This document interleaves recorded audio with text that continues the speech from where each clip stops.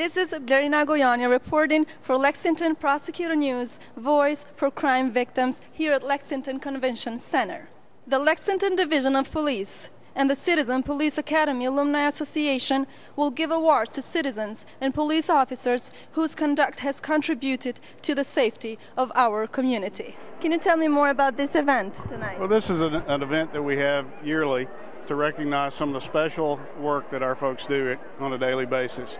And I think, as you've seen tonight, there have been some outstanding opportunities here to highlight what's gone on. We have officers who've saved lives, officers who've made major cases and caught criminals. It's just been a tremendous opportunity to recognize their work. I want to recognize the homicide detectives whose dogged investigation led to the arrest and conviction of the killer of Umi Southworth. This was not an easy case by any means. The amount of investigative effort, which was led by Detective Bill Brislin, Detectives Chris Schoonover and David Richardson, and their supervisor, Lieutenant James Curlis, was extraordinary. Tracy Hoffman, Laura Hall, Marcy York, and Susan Whitney.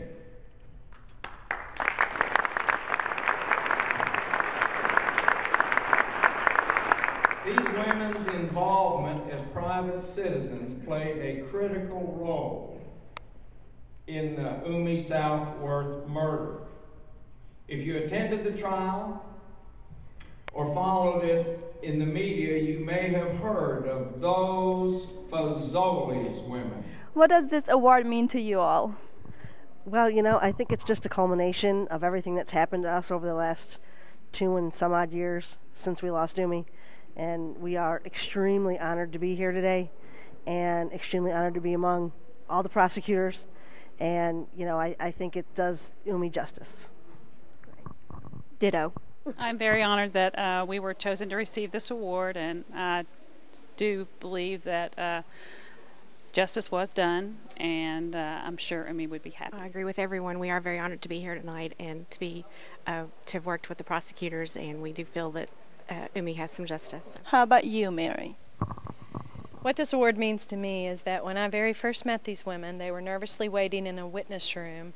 They didn't know exactly what they were getting into or what they were going to be expected to say on the stand, and they were all very nervous and did not want to be there, except for their love of their friend Umi. What impressed me the most in hearing their story, I looked at each of them and said, I don't know if anybody from my workplace would show up if I didn't show up for work. I know a lot of the reason behind that was because of the worry they had for their friend and the very real sense of danger that they experienced. But what they did in the face of that worry is what is remarkable about each of them. They faced their own fears out of their love for their friend and went right into the danger to look for her and to try and help her.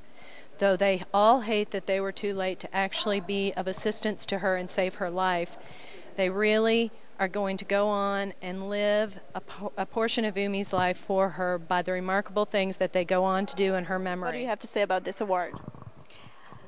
I first met these ladies at Fazoli's, and I had read their statements on a police report.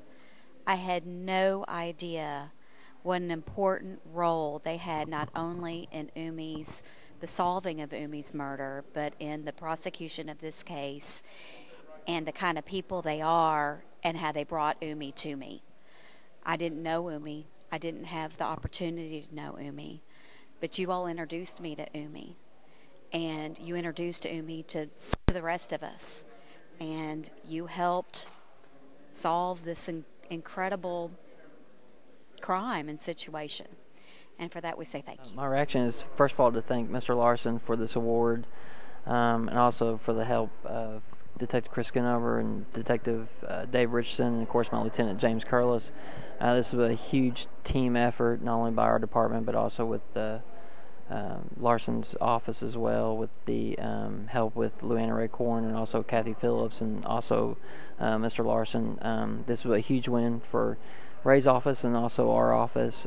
We put a lot of effort forth to get this win, and again, Mr. Larson's effort was huge in this, especially during his closing for this case. So I'd like to thank him again, and thank everyone that was involved in this. I really appreciate Mr. Larson's office, and I think it's a great example how the community and law enforcement and the judicial system work together to get a great conclusion, a great conviction, and it means a lot to the community. And I appreciate everything that all three offices have worked. Certainly, I think it demonstrates a team effort between the police department and the Commonwealth Attorney's Office. But foremost would be to the victim itself. It's the justice that's deserved to her that is what we all work for. Welcome back to LPN Online. We're here with Detective Shannon Garner, who has just basically taken all of the big-time awards tonight. Shannon, congratulations on being named Detective of the Year. Thank you, Ray. Well, now tell me, what was the case that caused this to happen? Because the good old Officer Don just went on and on talking about you. So you tell us about the case from your perspective. Originally, it came in as a theft case and kind of spiraled from there into a mortgage fraud case associated with also narcotics trafficking in Lexington. Mm-hmm. It was a big deal, and it came at a time that mortgage fraud was a huge issue going on. Now, how long did this investigation take? It began in 2006 and ended in 2011. Now, that's an awful long time for an investigation. How do you have the patience to stick with something like that? Once you put in a certain amount of effort, there's just no turning back, and you know it needs to be done, so you just do what you need to do. You find the patience on days you don't have it. Well, I'm fortunate to have had the ability to work with Shannon for a number of years, and she probably has deserved this Detective of the Year award long before now, but we're real proud of you. Thank you, Ray.